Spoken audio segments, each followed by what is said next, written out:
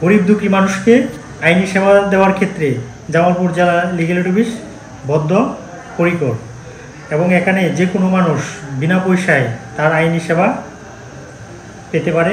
আমরা তাদেরকে কিভাবে আরও উত্তরোত্তর সেবা দেওয়া যায় এর জন্য আমরা প্রতিদিন যারা আইনি সেবা প্রার্থী আছে তাদের সাথে আমি সরাসরি কথা বলি। কিন্তু বর্তমান সরকারের উদ্যোগে লিগ্যাল এড অফিসকে এমন পর্যায়ে নেওয়া হয়েছে, এখন যে কোনো মানুষ তার যে কোনো বিরোধ মীমাংসা করার জন্য সে ধনী গরিব হোক নির্বিশেষে লিগ্যাল এড অফিসে এসে তার বিরোধটা নিষ্পত্তি করতে পারতেছে।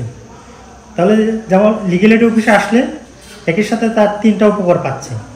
একটা, সে সঠিক আইনি পরামর্শ পাচ্ছে এবং তার যে বিরোধটা আছে এটা মধ্যস্থতার মাধ্যমে সে আপোষ করে নিতে পারছে। আপোষের মাধ্যমে সে একটা স্থায়ী সমাধান পাচ্ছে এবং সে যদি এখান থেকে চায় সহজে সে মামলা করতে পারে। আমাদের এখানে 36 জন প্যানেল আইনজীবী আছে। প্যানেল আইনজীবীদের মাধ্যমে সে বিভিন্ন কোর্টে, ফৌজদারি হোক দেওয়ানি হোক, সে কোর্টে মামলা করতে পারতেছে। এবং লিগ্যাল এড অফিস থেকে আমরা যে প্রত্যেকটা মামলা আছে এগুলা সঠিকভাবে তদারকি করি।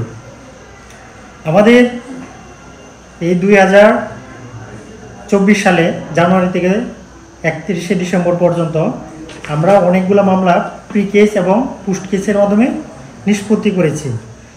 আমাদের এই 2024 সালের মানে এক বছরে আমরা জেলা লিগ্যাল এড অফিস থেকে 179টি মামলা এডিআরের মাধ্যমে নিষ্পত্তি করেছি এবং এর মাধ্যমে আমরা 3,74,00,000 টাকা আদায় করে যারা মানুষ সেবা নিতে আসছিল তাদেরকে আমরা দিয়েছি।